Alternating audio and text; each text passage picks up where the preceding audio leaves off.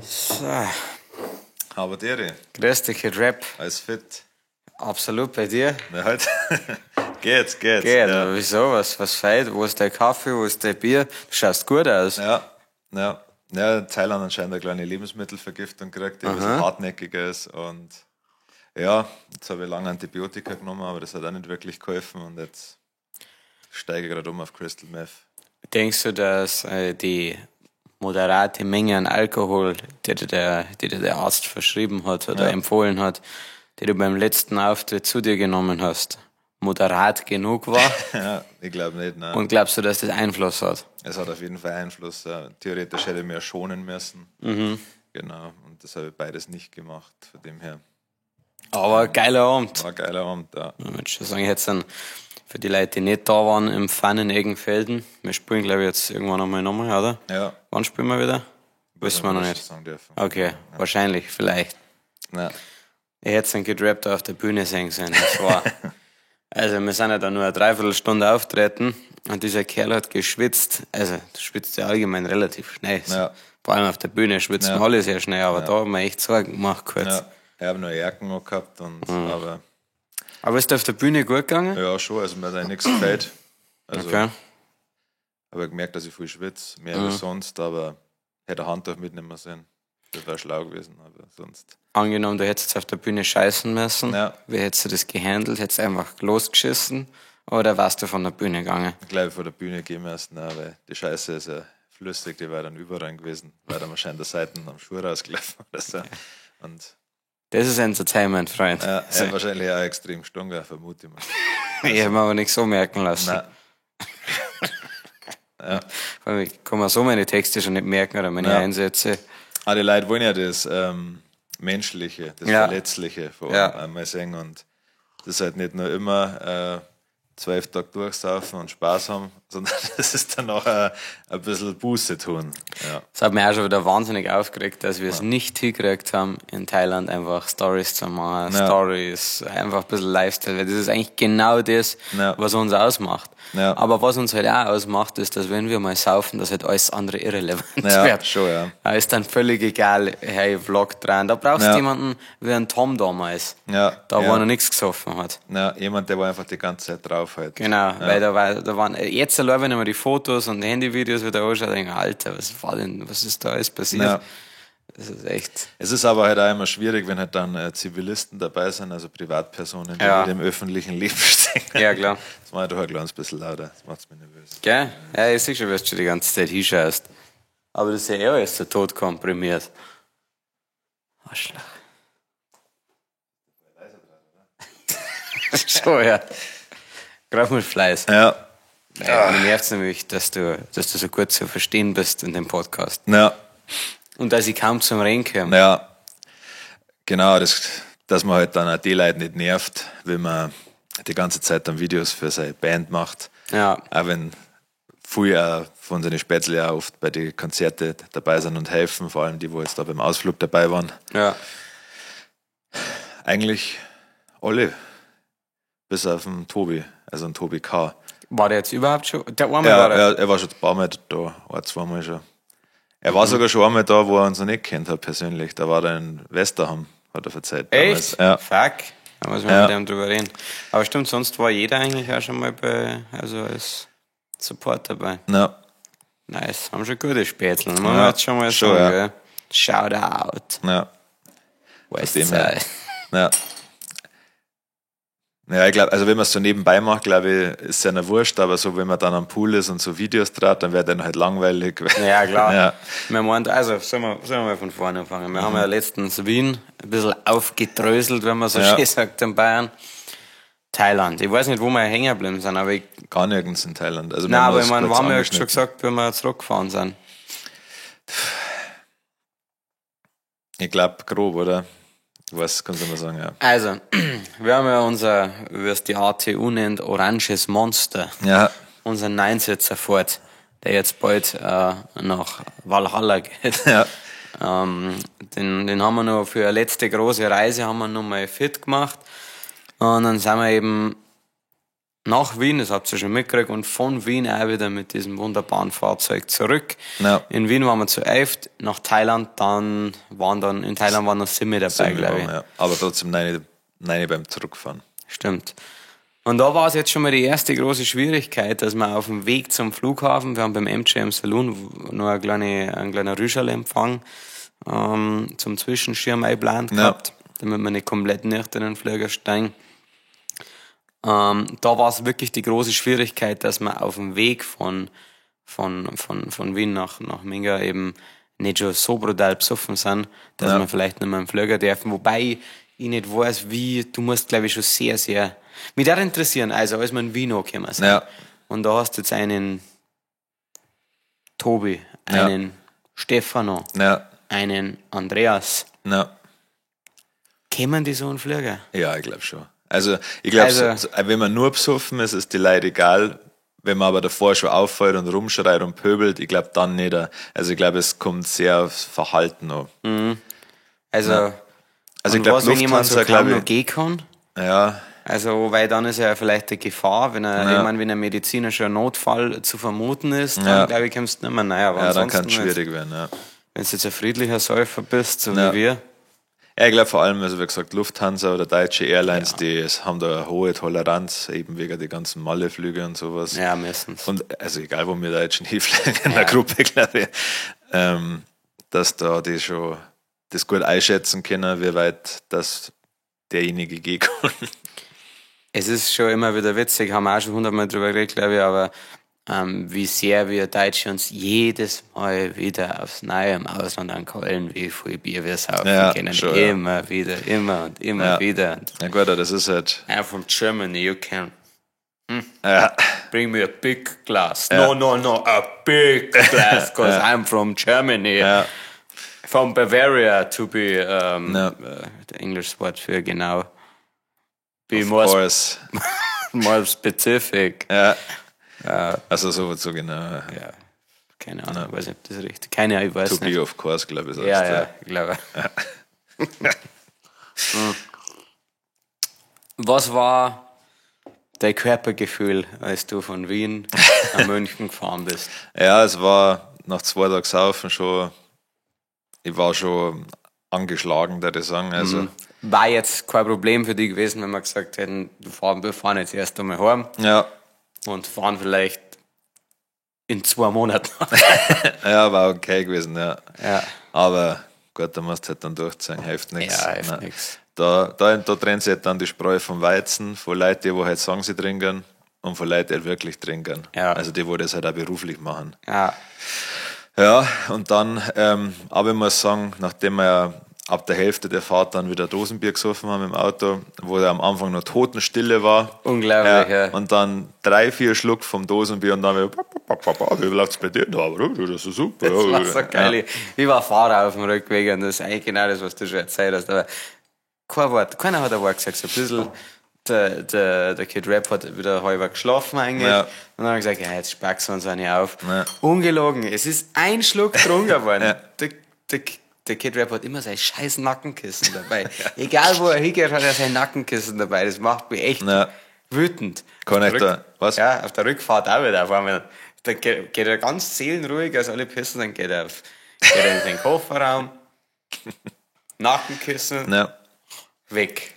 Kann ich nur empfehlen, ich habe so ein Nackenkissen mit einem Draht drin und das kannst du dann, je nachdem, was du brauchst, formen. Und das ist viel besser, wie so eins zum Aufblasen, die sind ja komplett für den Arsch. Ja. Letztes Mal haben wir uns gesehen, auch zum Aufblasen, aber das war so ein ganzer Würfel, dass du besser nach vorn gelehnt schlafen kannst. Das ist halt voll geil für einen Flieger. Ich hoffe, es ist halt so groß, dass die eben... Ja, aber es ist halt dann auch wieder blöd, wenn du einen Langstreckenflug machst und einer sich zurücklehnt, weil dann hast du ja gar keinen Platz, die nach vorn zum Lehnen, nicht wirklich. Stimmt. Aber jetzt musst du dann ich habe keinen Bock mehr, jetzt musst du dann Business Class geflogen werden, ich will einfach liegen. Das wissen viele nicht, aber ich bin ja schon etliche Male Business Class geflogen. Ja. Ich glaube, also das ist etwas, was ich hier noch nicht erzählt habe. Ja. Nein. Bin ich. Ja. Mei, was wären es gewesen sein? 8 Mal. Ja. Es ist nicht so ein großer Unterschied. Es ist wirklich... Klar, hast du deinen eigenen Eingang in 9 von 10 Fällen? Ja, klar. Pöbel hier. Ja. Ich hier. Ja, du darfst das erste einnehmen, das ist schon mal angenehm. Das ist ja selbstverständlich für mich. Ich darf mir sogar anstellen, das war mir nur wurscht, aber das Healing, das ist halt, ich glaube, wenn du halt wirklich liegst im Flieger, dann ist ja das, dann kommst du komplett entspannt an. Irre. Ja. Also gut, wie gesagt, nur, dass ihr das jetzt einmal gehört habt, kommst du dann rein. Ja. Die wird Champagner angeboten, also nicht angeboten, sie stellen es da einfach so schön hier und dann gibt noch die Höflichkeitsfrage, oder einen Orangensaft. Das ist auch witzig, beim Fliegen ist scheißegal, wie viel Uhr es ist. Da zählt die normale Weltuhr nicht. Ja. Da fliegst du um 7 in der Früh los und saufst natürlich den Champagner. Und isst um 11 dann, oder um 10 das Steak, das da anbieten. Das ist nämlich der nächste Punkt. Das Essen war so gut. Es war richtig gut. Also wie wenn du in ein richtig gutes Restaurant gehst, gut. Und dann wärst du halt einfach behandelt wie ein scheiß König. Und das ist immer lustig, wenn du durch den Vorhang hinter schaust, zu die Arbeit. Das ist ja alle Wuseln. Ja, und dann halt wirklich das, also du hast ja die eigene kleine Koje da und dann legst du die einfach hier. Wo es mir das Geld unter die, glaube ich, nicht wert war bei so Kurzstreckenflüge, weil wenn du dann einfach nur ein bisschen am Brädersitz hast und hockst, aber dafür 500 Euro mehr zahlst, denke ich mir, gut, da quetsche ich mich lieber, oder was heißt, da muss jemand anders neben mich quetschen. Ja. Du wirst jetzt lachen, ich bin auch schon Kurzstrecke-Business geflogen und es lohnt sich wahrlich überhaupt gar nicht. Wirklich gar nicht. Ja. Also du hast kaum Vorteile und dann gibt es alles Schlimmste, was man kennt, das Economy Plus. Ja. Da macht es euch komplett lächerlich. Ja. War bei meinem ersten Flug in die USA, habe ich Economy Plus gehabt. Warum? Das haben sie mir einfach so gegeben dann. Ja, du hast ein bisschen, also du siehst das, sondern die Sitze haben immer andere Farben und sind so viel weiter voneinander entfernt. Ja, genau. Das ist schon ziemlich cool. Ja. Aber das war's. Ja, gut, dann halt Dosenbier gesoffen. Ja. In den Salon gefahren, da haben wir dann ein Rüschel gesoffen. Ich möchte nur noch mal kurz erwähnen, dass das nicht meine eigene Leistung war, dass ich Business geflogen bin. Das ist mir sehr wichtig zu erwähnen. Ich kann mir das niemals leisten. Das hat mein Arbeitgeber gezahlt, mein damaliger. Ja. Danke nochmal. Genau, also was gut, wenn es jetzt auf YouTube Superfans wird und ein bisschen was spendet. Am besten was eigentlich, ihr schickt uns Geld per Briefumschläge. Ja, genau. Weil dann müssen wir das nicht versteuern und das war ideal, das war für alle Beteiligten das Beste. Ja, und 50 da können wir mit einem Fälscherstift drüber, um zu schauen, ob das auch passt. Ja, naja, aber wurscht, das ist ein anderes Thema. Danke für die 3 Leute, die kommentiert haben, weiß es, beim letzten Video. Haben sie kommentiert, oder? Ja. Was haben sie so gesagt? Weiter so. Beide so, ja. Super. Danke. Einer hat gesagt, er hat sich jetzt einen Kasten Schönrahmen bestellt. Ah, nett. Was er machen? Ja. Und irgendwann hat irgendwas geschrieben, ein schöner Gruß an die Bavarian Leicester oder irgendwie sowas. Machen wir, richten wir aus. Nein, ich glaube, das sind wir gemeint damit. Kann sein. Richten wir aus. Schöner Gruß, soll ich das sagen? Ja, danke. Bitte. Ja, Entschuldigung, Dosenbier gesoffen. Genau, Dosenbier, dann im Saloon ein Rüschel gesoffen und ich glaube, jeder nur ein Bier, oder? Da hat dann auch ein Kasten Bockfotzen auf uns gewartet, weil die braucht man nämlich nach so einem Tag. War schön gekühlt. Sabrina mit ein paar Eis, wie nennt man das? Kühlbeutel gebracht, genau. Und dann sind wir zum Flieger. Und dann ist er schon richtig losgegangen. Ja, dann Bockfotzen. Und dann waren wir aber relativ spät schon dran, gell? Also wir haben nicht mehr in die Lounge können. Nein, stimmt, wir waren nicht mehr in der Lounge, aber wir waren in Istanbul dann in der Lounge. Ja, stimmt, ja, um uns Bier zu holen. Ja, das war so, das ist so schäbig. Wir haben dann einfach so viel, das Bier aus der Lounge ist ja for free dann. Ihr müsst wissen, wir haben einen Priority Pass, wir dürfen überall auf der Welt in die Lounges rein, aber nur wir 2 plus eine weitere Person umsonst. Korrekt. Waren aber zu 7, was ja dann voll arschig ist, wenn wir in die Lounge gingen und die anderen dann draußen bei den ganzen Obdachlosen abhängen müssen. Wir wollen aber natürlich unsere Vorteile nicht einfach verfallen lassen. Nein, das war ja dumm, weil ein scheiß Bier am Flughafen kostet 4 Euro oder so. Ganz genau. Und es war ungekühlt, das kam noch dazu. Stimmt. Ja. Und dann sind wir halt in die Lounge gegangen, haben uns da kurz umgeschaut, kurz hingeguckt, irgend so einen türkischen Hackfleischauflauf probiert und dann ist jeder schön mit zwei Bier in der Hand ausmarschiert. Aber es war genauso, wie ich gesagt habe, diesem Typen ist es einfach so scheißegal gewesen, der hat uns nicht mehr angeschaut. Ja, das war ihm wurscht, der wird das gewohnt sein. Ja. Ich mein, dann hat man sogar noch ein Bier mehr da und dann haben die anderen ja irgendwie einen Typen kennengelernt. Er hat mich gefragt, wo haben wir das Bier her? Ja. Und der hat irgendwie voll sympathisch, der hat so diese Trinker-Aura gehabt. Dann habe ich gesagt, die haben wir aus der Lounge, ich weiß nicht, was die nächste kriegst. Okay. Danke, hat er gesagt. Und dann haben wir genau eins übrig gehabt. Und dann sage ich, hey, hergegangen. Ja. Dann hat er gesagt, du, Cerveza. Ja. Aha, das ist so gefreut, das ist schön. Ja, so kann man sich Freunde machen. Ja, Bier verbindet. Ja, schon, ja. Meinst du, was da mit einer Pepsi passieren? Ich schätze nur, wenn jemand Durst hat. Ja, oder sehr gern Pepsi trinkt. Dann darf er sich auch freuen. Ja. Genau, und dann sind wir nach Bangkok geflogen. Ich weiß nicht, ich glaube nach Bangkok von Istanbul da ist mir, da waren es schon 10 Stunden. Das war schon. 11 Stunden sogar, kann es sein? Nein. Ja, wir sind schon lang geflogen, 10, glaube ich. Ich glaube 10 und ich bin eingestiegen in den Flieger, dann so dieses klassische halt Einschlafbier und Ding.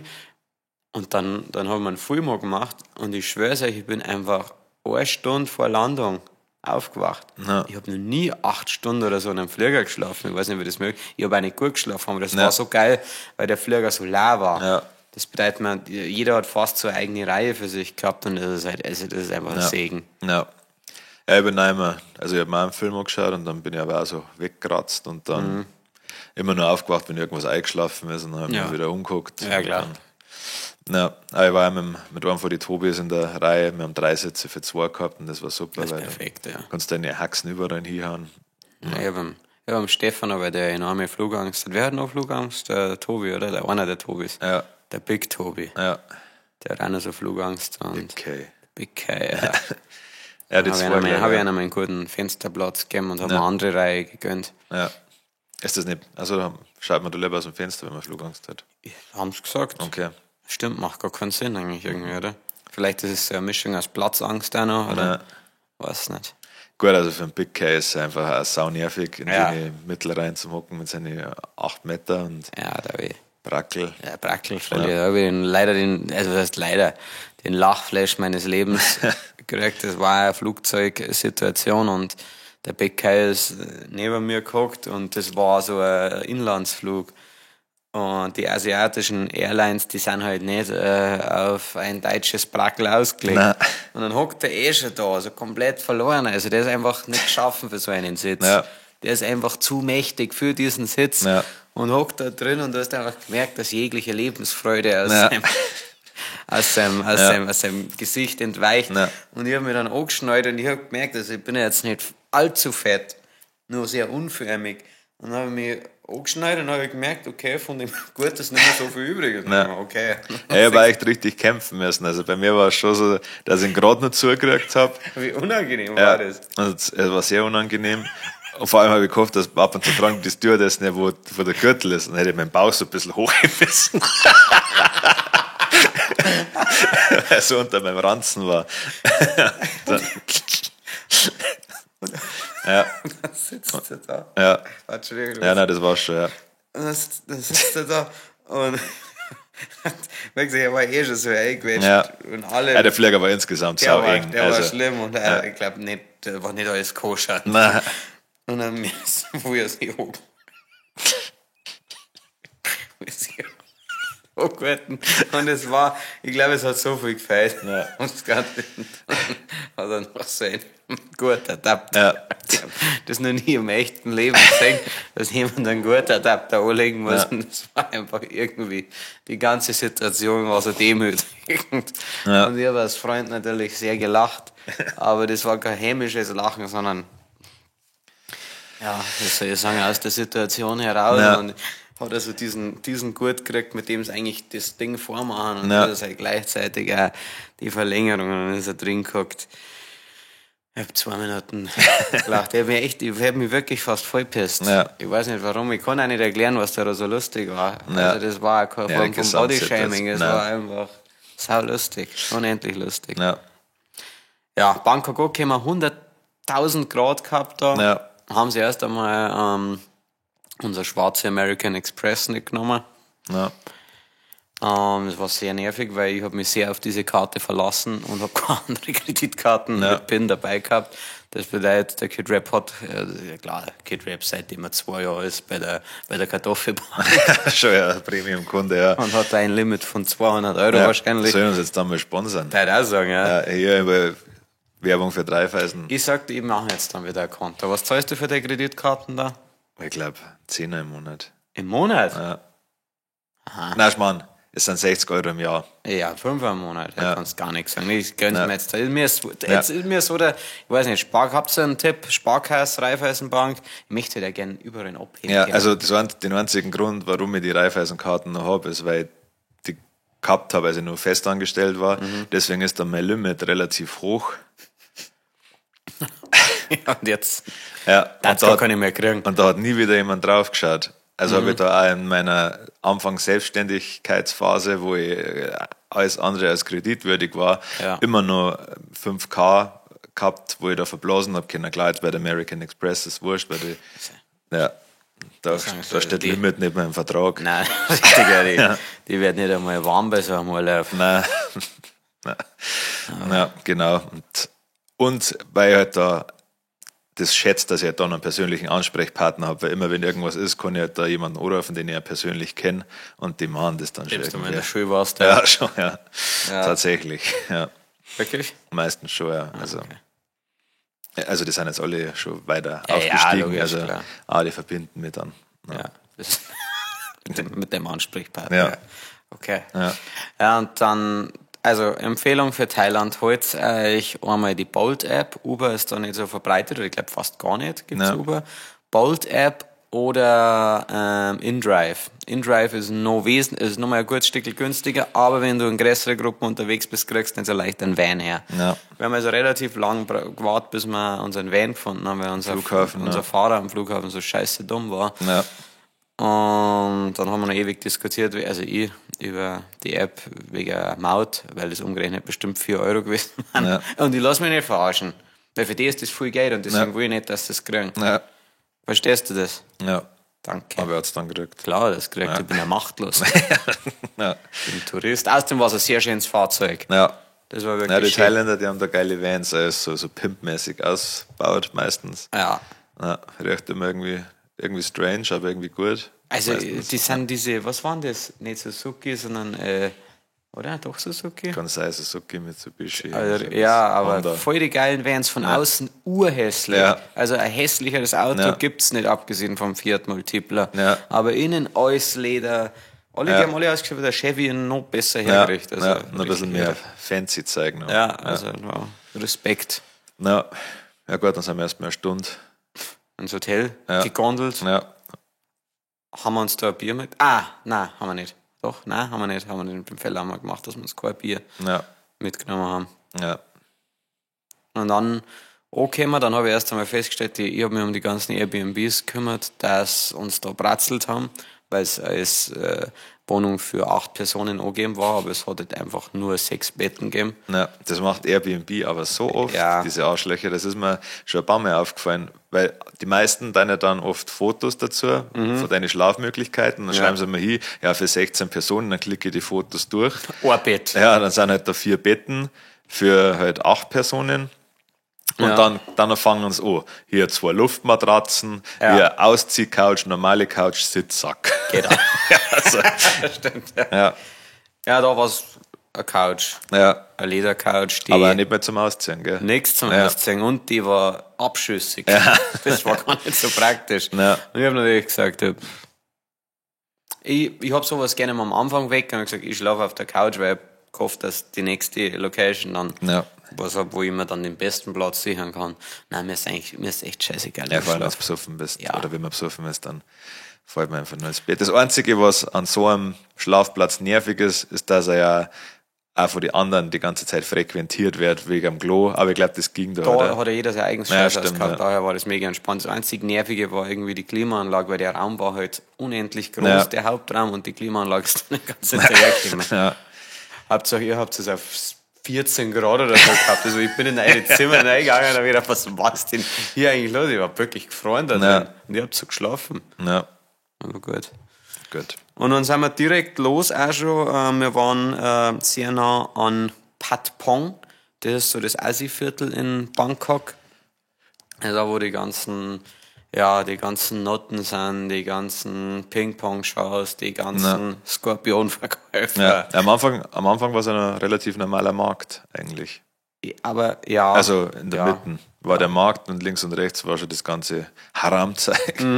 Aber wir wollten erst einmal was essen gehen. Ja. haben wir echt super gestartet. Also sind wir da so random in irgendein Restaurant mit einem kleinen im ersten Stock irgendwie, also war offen. Sind wir es als fast Roof-Topic nennen, also hat voll die geile Terrasse gehabt. Und ja, sie haben uns schon mit Biergarten halt komplett gerückt. Ja, Marketing auf allerhöchstem Niveau. Da holst du die Deutschen rein und so war es. Wir waren am Anfang, glaube ich, die einzigen da drin. Ja. Aber dann hat es schon gefüllt. Also waren dann schon ein paar Leute da, ja. Da war super Essen. Ja. Da habe ich meinen ersten Singapur Sling. Ja. Oder, weißt du? Ja, genau, wir haben glaube ich gleich gesagt, wir saufen. Oder haben wir erst ein Bier getrunken? Wir haben erst ein Bier getrunken, weil es wieder die großen. Und da waren wir ja noch nicht, da waren wir mit dem thailändischen Bier noch nicht überdrüssig. Nein, stimmt, ja. Wichtig ist, wir haben uns natürlich auf dem Weg einige Wegbiere mitgenommen. Ja. Stimmt, ja. Und dann haben wir alles irgendwie mal durchbestellt. Also wir haben echt viele Sachen probiert und echt gut gestartet, finde ich. Das Essen war richtig, richtig in Ordnung. Ja. Eine Empfehlung, auch wenn ich es nur einmal gegessen habe, ist dieser Reis mit Mango, der ist voll geil. Ja. Scheiße, dass ich da hätte ich jetzt richtig Bock drauf. Ja, haben wir jetzt in der Tobi K. noch bestellt, aber da keiner Bock drauf gehabt. Ich hab auch nicht probiert, glaube ich. Sticky Mango Rice heißt der. So heißt der, genau. Ja, ich bin auch echt ein Fan von dem Papaya-Salat. Das ist auch... Hast du den noch mal gegessen? Den haben wir alle gegessen, ja. Ja, aber ich meine, unabhängig von der Location. Also ich habe den vorher schon mal gegessen, ja. Okay. Ja. Da richtig schöne Cocktails gegönnt. Ja. Und dann, weißt du, warum wir da waren? Weil wir sind nämlich gelockt worden. Wegen dem Boxkampf. Wegen dem Thai-Boxkampf. Ja. Und haben da gewartet. Ja. Genau, dann haben wir da gewartet und haben halt schön gesoffen und dann sind wir da rein in dieses Etablissement. Ja. Und dann haben wir relativ schnell festgestellt, okay, das ist, glaube ich, kein reines Boxstadion da. Ja. Sondern da gibt es wahrscheinlich auch Ping-Pong-Shows und so. Aber der Boxkampf hat schnell angefangen. Ja. War dann ein Scheinkampf, ein Schaukampf. Schaukampf, ja. Ich hasse Schaukämpfe. Also die haben das gut gemacht, aber ich möchte halt einfach, dass sich jemand wirklich wehtun kann. Ja. Dass er sich richtig, richtig wehtun kann. Ja. War geil, also das Strange ist, egal wo du dann reingehst, du zahlst halt fürs Bier 2 Euro maximal. 2-3 Euro. Ja. Und auch für einen Cocktail dann 5 Euro, wenn du es richtig krachen lassen willst. Ja. Und die Cocktails brauchst du auch. Die Cocktails brauchst du in Thailand, weil, wie gesagt, wir kennen das Bier einfach nicht mehr saufen. Auch wenn ja irgendjemand geschrieben hat, das wird bei uns um die Ecken braut, das Singerbier. Das ist aus Bayern. Mhm. Ja, deswegen schmeckt es trotzdem wie Eselpisse. Ja. Ist ja scheißegal. Das ist ja nicht, also... Und außerdem gibt es ja oft, also verschiedene Brauereien. Also verschiedene Standpunkte. Ich meine, du kannst ja aus Budweiser, gibt es auch eine Brauerei in Tschechien und eine in Amerika und ich schätze, die werden unterschiedlich schmecken. Denke ich auch, ja. Es ist ja, der Geschmack ist ja nicht so, er ist ja nicht reidig. Es ist nicht so, dass ich es trinke und es schmeckt nicht. Das ist das ganze Gefühl im Magen, das auslöst. Ja, und halt auch, also ich glaube, wenn es halt mal so, wenn du in Thailand bist 2 Wochen und jeden Tag so deine 2 Singerbier trinkst, dann wirst du wahrscheinlich kein Problem damit kriegen. Dann wirst du sagen, ja, Singer, da kannst du nichts sagen. Aber wenn du jeden Tag davon 8 saufst, jeden Tag, Minimum. Ja. Haben wir oft die Kleinen gekauft. Ja. Dann wird es einfach irgendwann, vielleicht sagt der ein oder andere, ja gut, vielleicht sagt der Körper, jetzt auf zum Saufen, aber warum kann ich dann Cocktails trinken? Erstens das und zweitens, warum auf dem Rückweg, als ich dann Augustiner getrunken habe, war das der absolute Himmel. Der Ketchup kommt irgendwann im Supermarkt zu mir, so ernst habe ich noch nie gesehen. Ich glaube, für einen Augustinerkasten da jetzt 50 Euro locker zahlen. Und ich nur so, echt, also das weiß man nicht wert.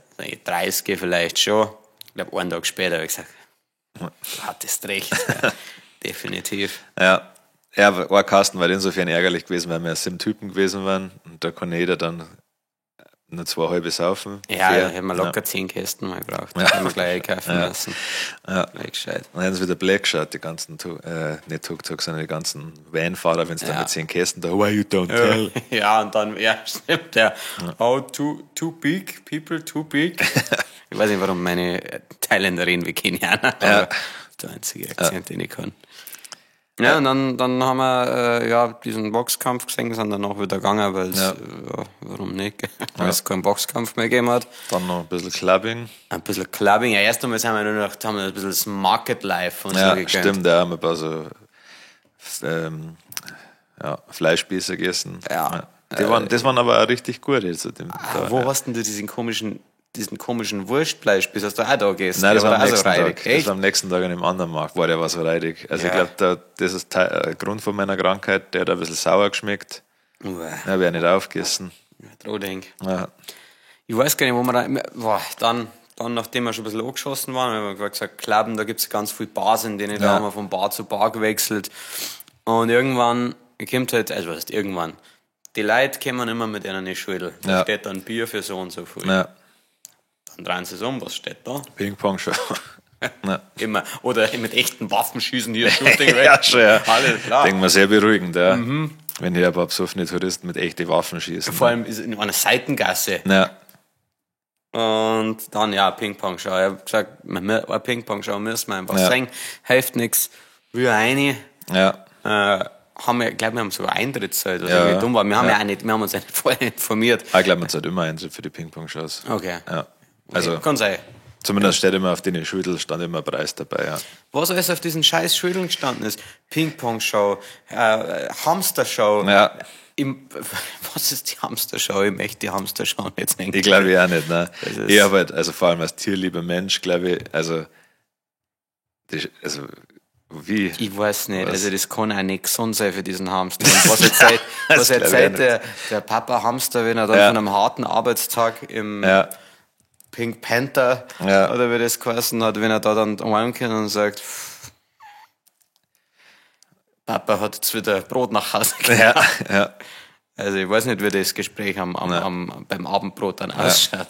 Mein Papa hat einen starken Rücken. Ja, und dann waren wir da drinnen erst einmal, sind dann Tischtennisschläger an uns verteilt worden, was schon ziemlich toll war.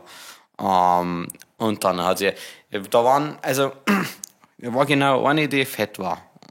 Also fett ist übertrieben, aber für asiatische Verhältnisse schon dick. Die hat natürlich geschossen. Ja. Klar, das dick, aber wahrscheinlich haben die anderen den Druck nicht aufbauen können. Ja. Dann sind wir da geguckt und es hätten noch Plätze in der ersten Reihe gegeben, aber wir waren uns einig, dass wir das nicht wollen. Nein. Ja. Dann sind wir da mit Ping-Pong-Bällen beschossen worden. Ich möchte nicht angeben, aber ich habe einen mit dem Schläger erwischt. Ja, ich bin nochmal getroffen worden, das war so eklig. Das war im Auge.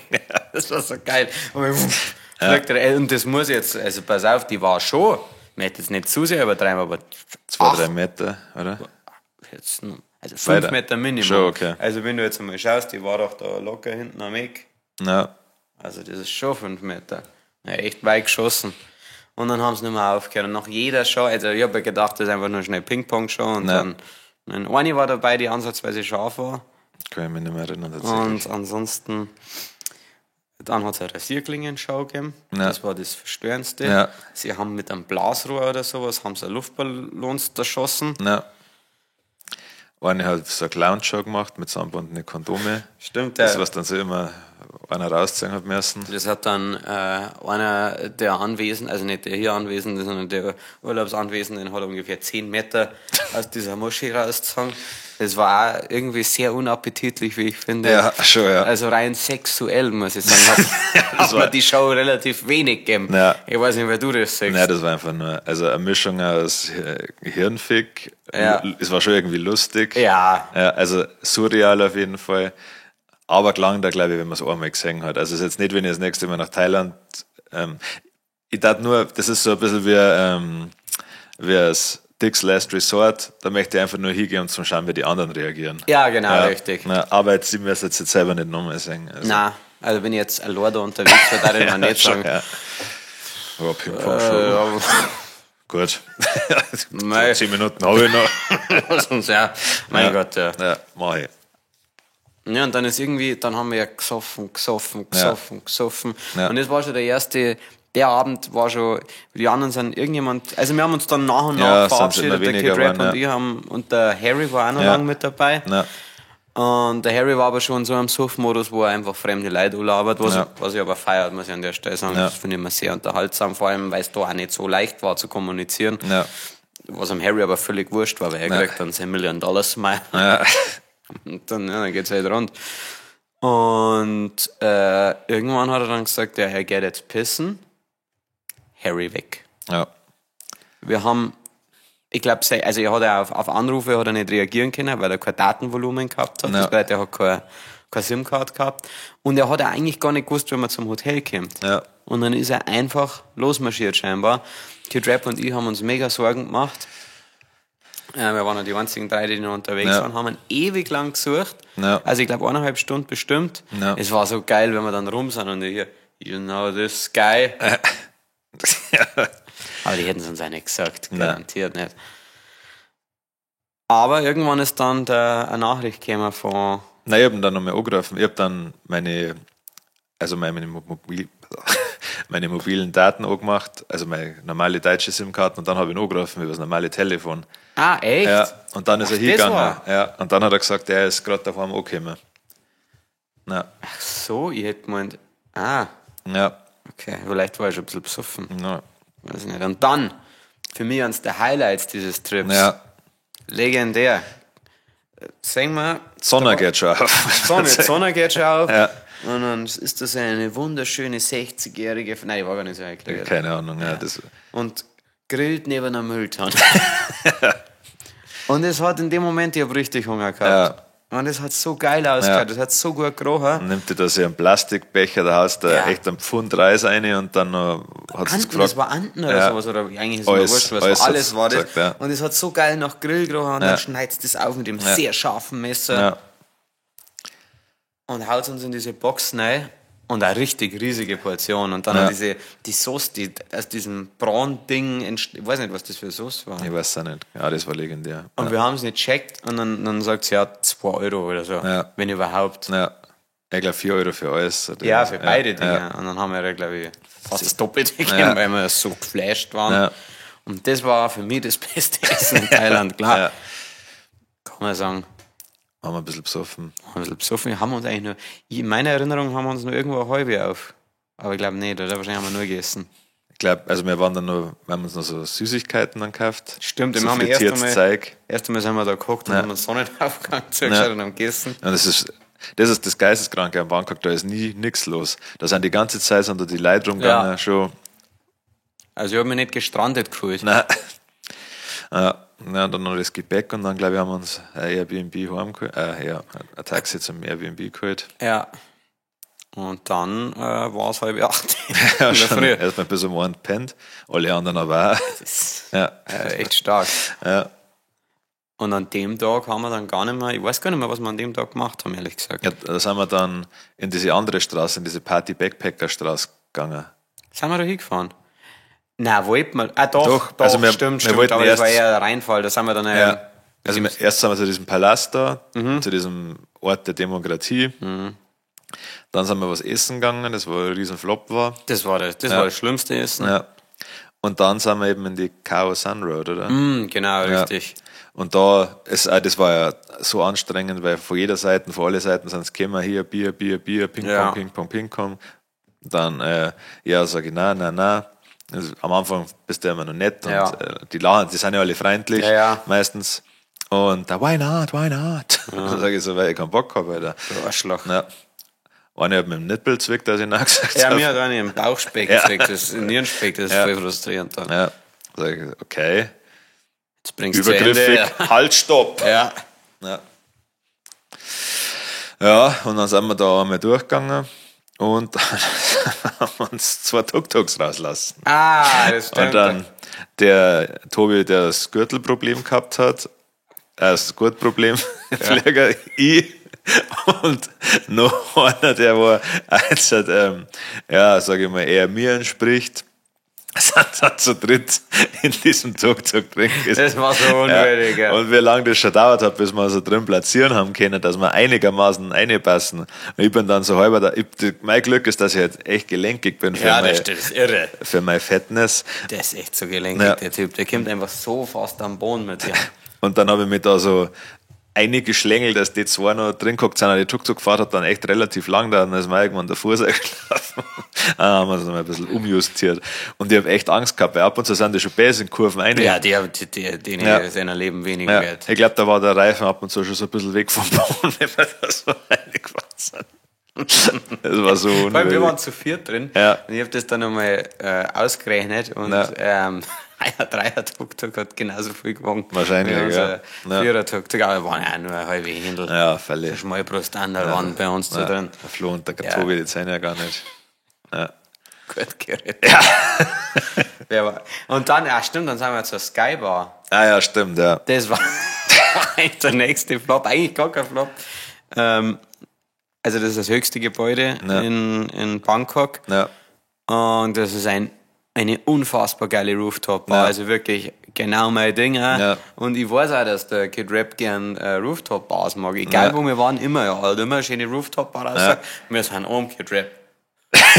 Keine Ahnung. Aber irgendwas hat das an sich gehabt, weil der Stefano, der gar kein Problem mit sowas hat, der ist 20 Minuten früher runtergegangen, weil er hält es nicht mehr aus. Ja. Und ihr müsst euch das vorstellen, das war so geil, da siehst du über ganz Bangkok, die ist offen, also das ist einfach eine Dachterrasse, eine riesige, die wie voll die geile Lounge hergerichtet ist. Ja. Mucke hat gespielt, es war einfach nur geil, der Wind hat leicht geweht und der Kid Rap hat sich seine Mitte bewegen können. Nein, ich bin dann schon hochgegangen, hab meinen Cocktail gesoffen. Aber nicht gern.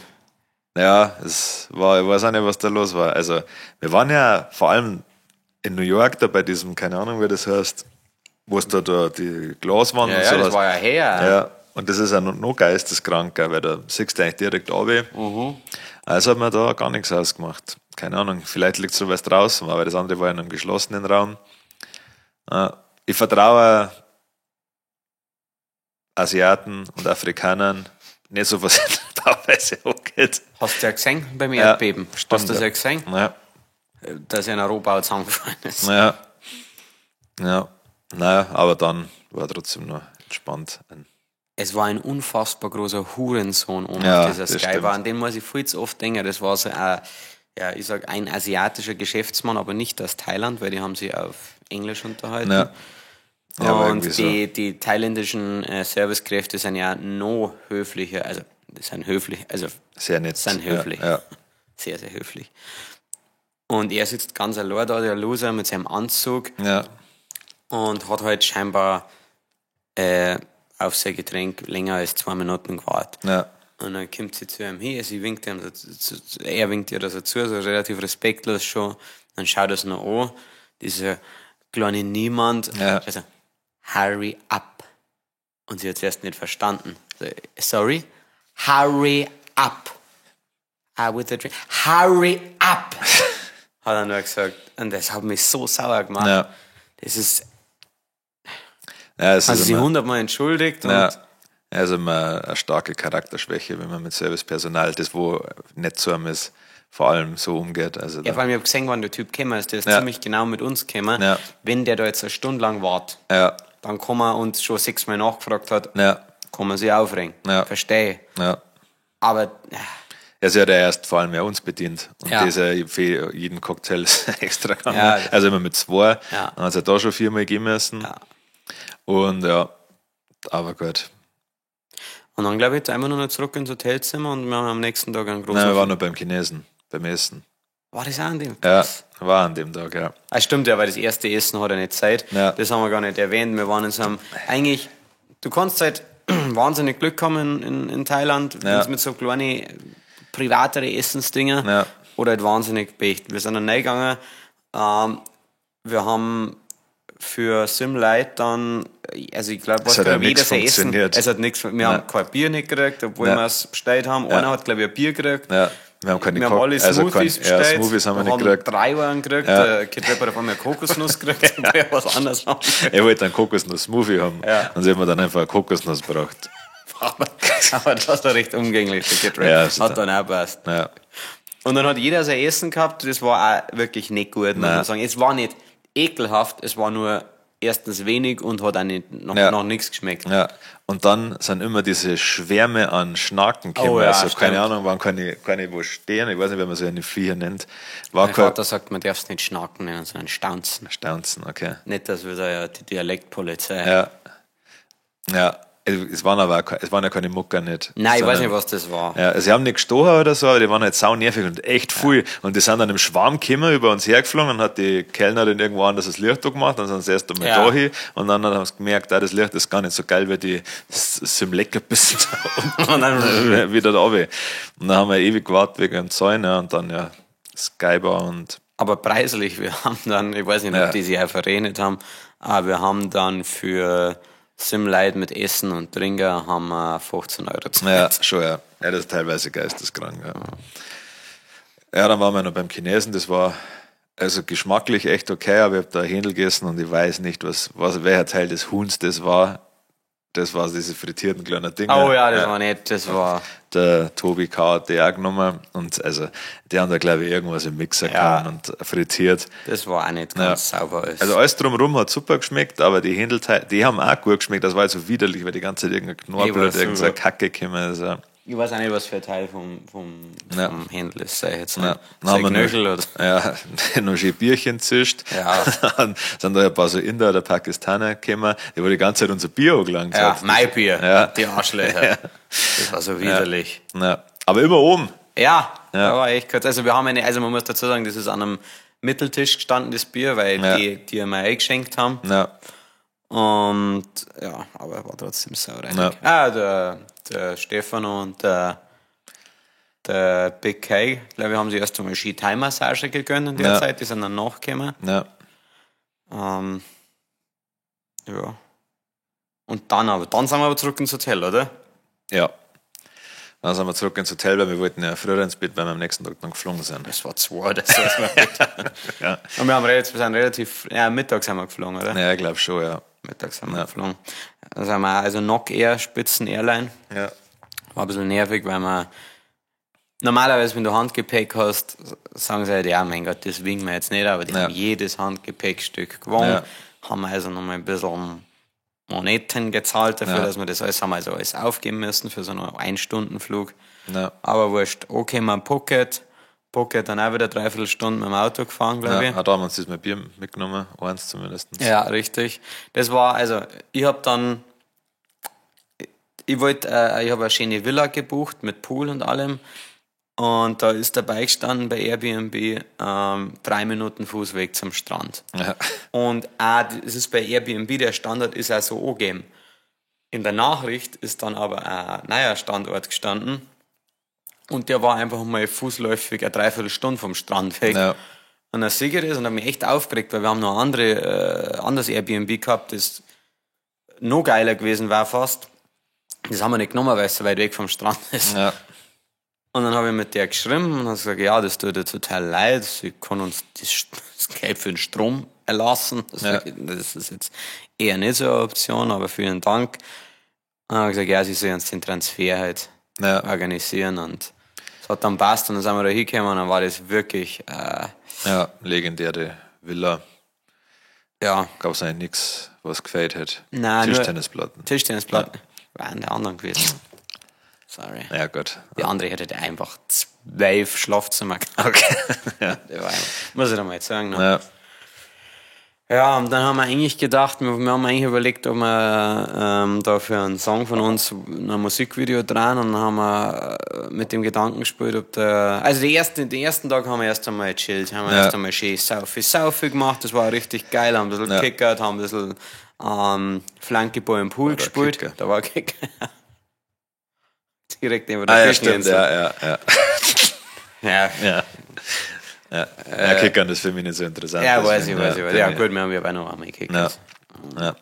Ja, schön Flankeball im Pool gespielt, eine große Empfehlung, macht Spaß, wenn du stehen kannst. Das ist lustig, ja. Auf so einem Surfbrettel ist die Bierflaschen drauf gewesen. No.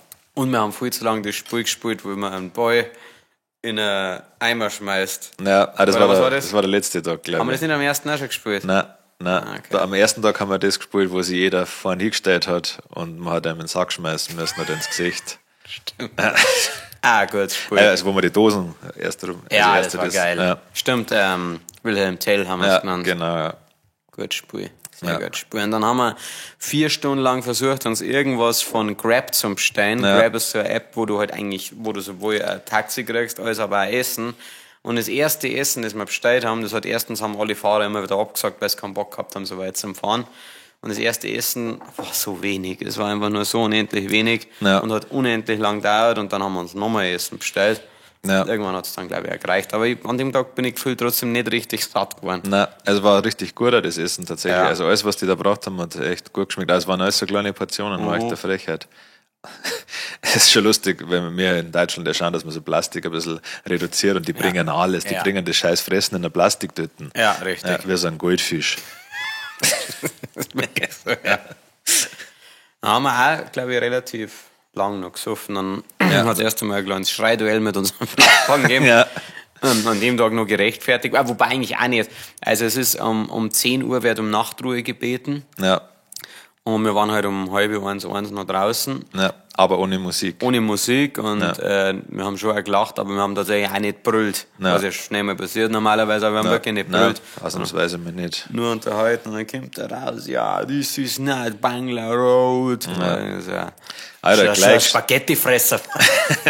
Der Italiener wahrscheinlich, vermuten wir, der sich da irgendeine Teilnote wahrscheinlich gekauft hat und jetzt da seine Zeit verbringt. Ja. Ja, der gleich schreien. Das ist halt das, was ich echt dick hab. Wenn er sagt, hey Jungs, normalerweise um 11 oder um 10 ist ja Schluss, kannst du ein bisschen leiser sein, dann sagt man, okay, gut, sorry. Versucht leiser zu sein, dann kommt er nochmal und sagt, Alter, jetzt nervt's, dann werden wir reingegangen. Ja. Aber wenn ich gleich angeschrieben werde, dann gehe ich gleich in so Trotz halt. Ja, ich nicht. Ja. Dann denke ich nicht, relativ umgänglich, würde ich sagen. Ja. Da ein bisschen Saufi, Essi und am nächsten Tag, was habe ich? Nein, schon noch. 51 Minuten und reden wir schon. Was? Ja. Wir sind erst an der zweiten Location. Ja. Müssen wir halt noch einen machen. Ja. Weil nichts helfen. Die Leute müssen das erfahren. Machen wir, führen wir den Tag noch schnell zu Ende. Und am nächsten Tag wollten eigentlich der Kid Rap und ich früher aufstehen, damit wir mal schön uns ein paar Tänzerinnen / Schlampen / Noten / Prostituierte für diese Villa organisieren können fürs Video, dass die da tanzen. Ja. Das war mal der Plan gewesen, aber sind wir an den Tag einfach haben wir keinen Bock mehr gehabt. Ja. Der nächste Teil, weil wir waren nur einen Tag in der Villa und dann waren wir noch 3 Nächte direkt in Phuket, also in Nähe der Bangla Road. Ja. Kommt dann nächste Woche. Ja. Weil das lieben die Leute. Ja, auf jeden Fall. Wir müssen Fall. Das hören. Ja.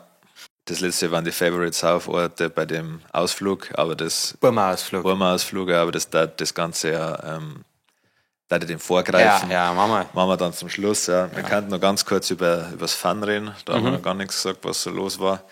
Disco-Show gehabt im Fun. Einen der geilsten Typen kennengelernt, den ich jemals kennengelernt habe. Der Kai, ja. Also das Ding war auch geil. Ja, der Andi. Aber der Kai ist halt so ein, sag ich mal, Urgestein. 120-jähriger Typ, dem du aussiehst, dass er in seinem Leben schon viel geile Dinge erlebt hat. Ja. Und halt auch ultra sympathisch, ruhig. Und witziger Kerl. Ja. Auftritt war cool, kann man nicht sagen. Leute haben Bock gehabt. Pogo-Tänzerinnen waren da. Ja. Und ansonsten, Eis habe ich davor noch gegessen. Ja. Ein bisschen ein Gespräch mit den Hells Angels noch geführt, weil wir wieder in Kotten unterwegs waren. Ja. Das war so geil. Also nochmal abschließend, um zu sagen, was der Kai für ein geiler Typ ist. Ich meine, Hells Angels sagt euch wahrscheinlich was.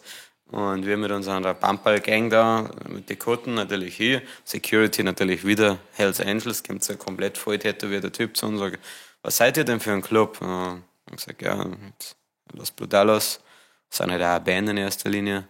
Ah ja, okay, dann muss es nur sein, sagen, weiß nicht mehr, was er gesagt hat. Ja. Und dann reden wir später mit dem Kai und dann hat er so gefragt, ja, in was wir eigentlich auftreten.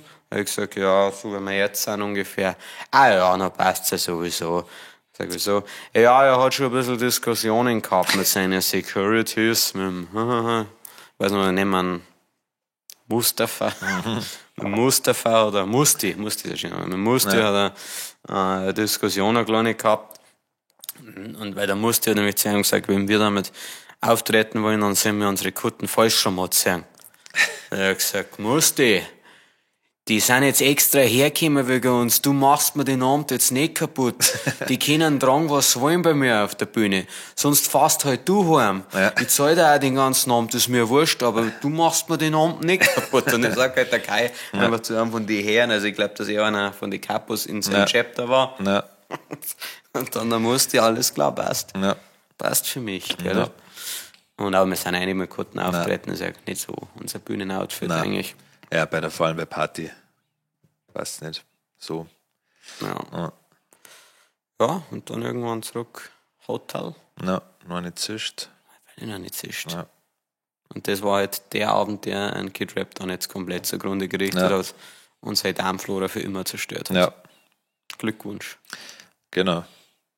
Dann vorgestern, also sprich am Freitag, sprich heute, schauen wir alle auf ein MC Bomber Konzert. Ja. Fast alle. Ja. Das ist echt schlimm für mich. Ich meine, der Kid Rap kennt die meisten MC Bombers, also auch nicht viel, aber mehr als alle anderen. Ja, ich werde die vermissen halt. Ja, wird schwierig, ja. Aber nach 4 werde ich nicht mehr wissen. Wäre Kid Rap. Dann bin ich nur noch eine Randnotiz, also wären Tinnitus perfekt. Ja, gewohnt euch nicht an uns. Streamt, setzt an unsere Songs, dass wir es noch mitkriegen. Ja. Weil lang hätte das Ganze nicht mehr gut. Apropos, willst du unseren neuen Song teasern noch? Ja, fleißige Zuhörer haben es vielleicht, oder aufmerksame Zuhörer haben es vielleicht schon mitgekriegt in der letzten Story und auch beim letzten Reel vom Auftritt in Eckenfelden haben wir schon angeteasert. 10 Jahre Knast heißt der Song aktuell. Und wird mal wieder ein schöner asozialer Sauf-Song. Wir haben gestern aufgenommen, nehmen jetzt gleich noch den Rest auf, der noch nötig ist. Und dann machen wir bald ein Musikvideo und hauen ihn raus. Also seit lang, also ich mag alle unsere Songs, aber ich habe das Gefühl, das sage ich in letzter Zeit bei jedem Song. Aber ich habe Gänsehaut gehabt.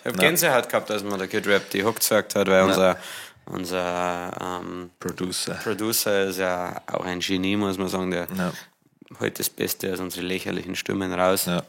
Das sind seine fragwürdigen Skizzen. Ach schon. Wobei, da war schon ein bisschen was da. Ja, also, definitiv. Ja. Na gut, also freut sich auf den Song, der wäre großartig. Ja. Und ansonsten hat die letzten Worte wie immer der wunderbare Harry. Okay.